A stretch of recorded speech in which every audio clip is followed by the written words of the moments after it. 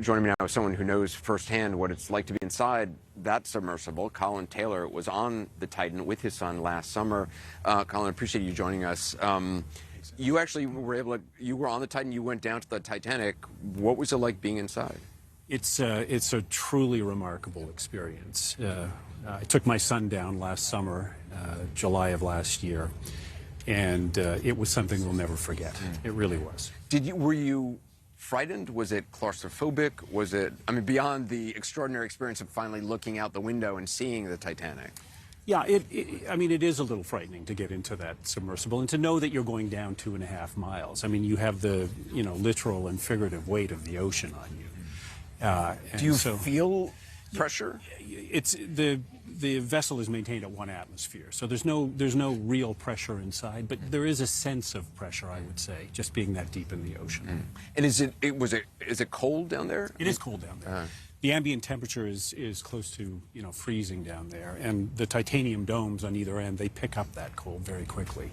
So there's some condensation from the breathing and everything else that goes right, it's on the domes itself. You feel the cold. When you were thinking about doing it, did you know anything about the the safety protocols or anything like that? And so I did a lot of diligence up front on the risks. A friend of mine was an engineer on a nuclear sub. I spent some time with him asking about it, and he told me that he knew these people, knew the operation, and would put his own family on it.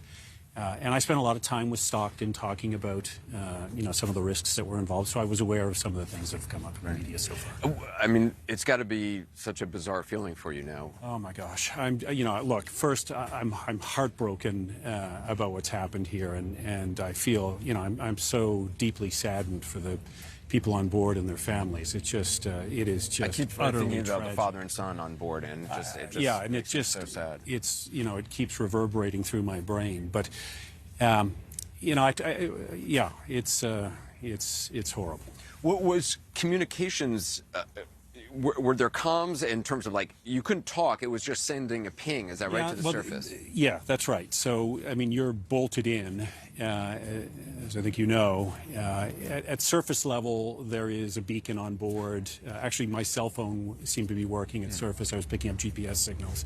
But as you go down, as soon as you start descending through the water column, there's no GPS, and radio communication becomes impossible. So there are a couple of systems. One of them is a sonar-based system, so it's sending off pings. The submersible is sending off pings, and that's picked up by the mothership. And then there is a text-based communication. It's very, very low bandwidth and very slow, so you type in a shorthand, but there's constant communication back and forth.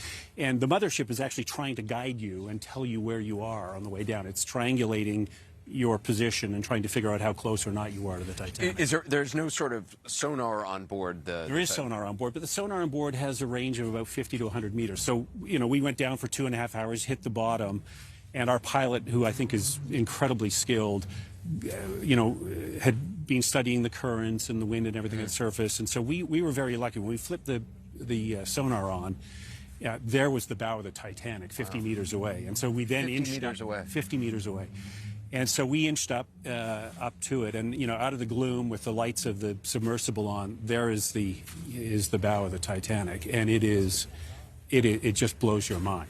That's incredible. It is incredible. And how long did you spend on the Titanic? At that point, our pilot gave the control to PH, so PH Nargelet, who you've been referring to, who is a remarkable man, took the control of it and really toured us around the bow of the Titanic. And was he talking about what was everything? Wow. I mean, we spent all week with him, so we got to know him very well.